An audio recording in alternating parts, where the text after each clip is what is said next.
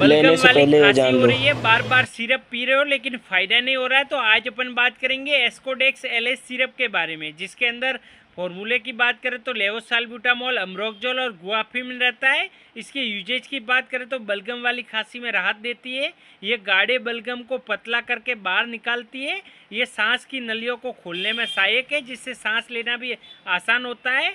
इसके side effect की बात करें तो इसको लेने से आपके हाथों में कफ भी हो सकती है, पेट खराब हो सकता है। इसका जो आमतौर पर लेने का टाइम होता है, इसको सुबह शाम 5 से 10 ml पेशेंट की उम्र के हिसाब से दिया जाता है इसको।